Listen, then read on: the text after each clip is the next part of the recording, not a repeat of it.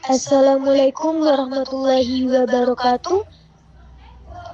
Salam sejahtera bagi kita semua. Semoga selalu dalam lindungan Yang Maha Kuasa. Perkenalkan, nama saya Siti Aisyah. Saya di sini sebagai moderator yang akan memandu jalannya presentasi kali ini.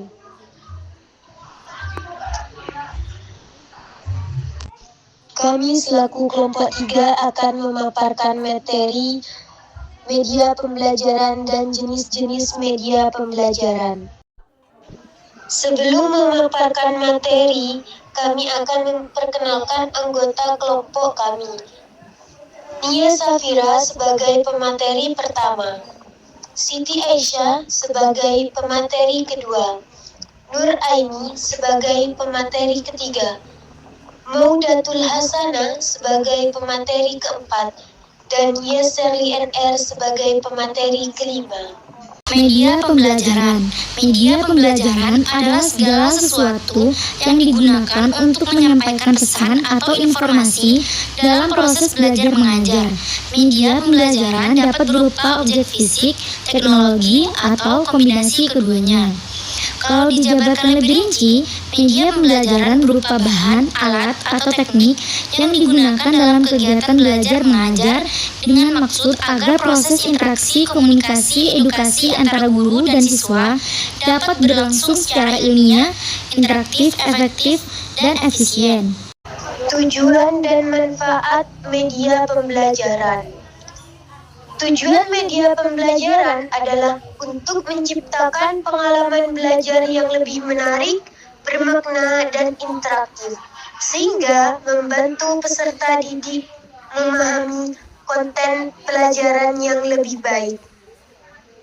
Media pembelajaran juga bertujuan untuk meningkatkan motivasi belajar, memudahkan pemahaman materi, dan memberikan suasana pembelajaran yang lebih menyenangkan. Secara umum, manfaat media pembelajaran adalah memperlancar interaksi antara guru dengan siswa, sehingga kegiatan pembelajaran lebih efektif dan efisien. Tidak hanya itu, manfaat media pembelajaran juga dapat meningkatkan kualitas pembelajaran, mendorong partisipasi aktif siswa, mengurangi verbalitas.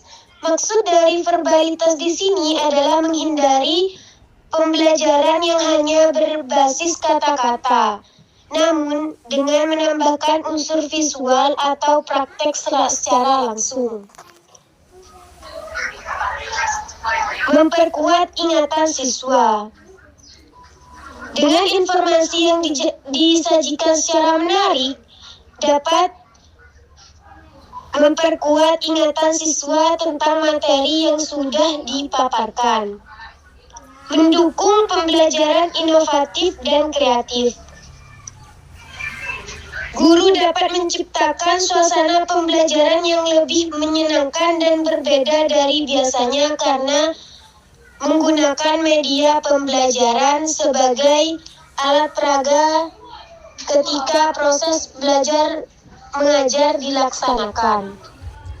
Media pembelajaran modern dirancang untuk yang pertama, meningkatkan pengalaman belajar siswa, yang kedua, mengintegrasikan elemen visual, audio, dan interaktif. Media pembelajaran IPS. Media pembelajaran IPS dapat berupa media visual, audio, multimedia, cetak, atau interaktif. Media pembelajaran IPS dapat membantu siswa memahami konsep IPS secara menarik dan interaktif. Jenis-jenis media pembelajaran. Yang pertama, media visual. Media visual menggunakan indera penglihatan untuk menyampaikan informasi. Contohnya adalah poster, slide presentasi, dan berbagai media digital yang menampilkan gambar dan visualisasi lainnya.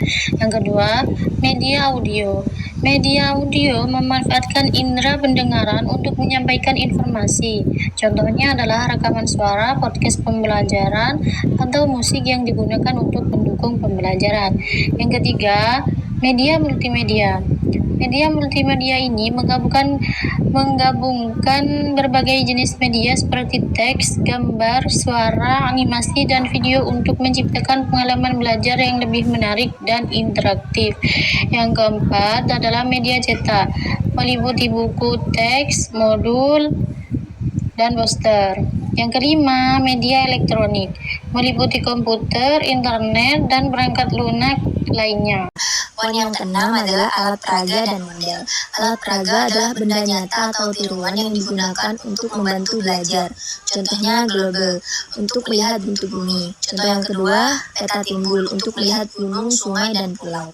Contoh yang ketiga, miniatur rumah adat, untuk mengenalkan budaya daerah. Dengan alat ini, anak-anak bisa melihat dan menyentuh langsung. Jadi belajar jadi lebih seru dan mudah dipahami. Poin yang ketujuh, media interaktif. Media interaktif adalah alat belajar yang bisa disentuh dan dimainkan, biasanya lewat komputer atau tablet. Contohnya, game edukasi IPS, seperti kuis tentang nama-nama provinsi. Yang kedua, video animasi interaktif, yang bisa diklik untuk menjawab pertanyaan. Media ini membuat anak belajar sambil bermain, jadi tidak membosankan. Poin yang keenam, media realitas virtual VR dan realitas augmentasi AR. Virtual reality, anak memakai kacamata khusus dan bisa melihat tempat bersejarah seolah-olah sedang berada di sana. Contoh, melihat Candi Borobudur dari dekat lewat kacamata VR. AR atau augmentasi reality, anak bisa melihat gambar atau objek 3 dimensi muncul dari buku atau HP. Contohnya, melihat peta Indonesia muncul dari buku IPS pakai kamera HP. Media ini membuat belajar jadi seperti petualangan seru dan nyata. Poin yang keenam, media online dan e-learning. Media online adalah alat belajar lewat internet. Anak-anak bisa belajar dari rumah pakai HP, laptop, atau komputer.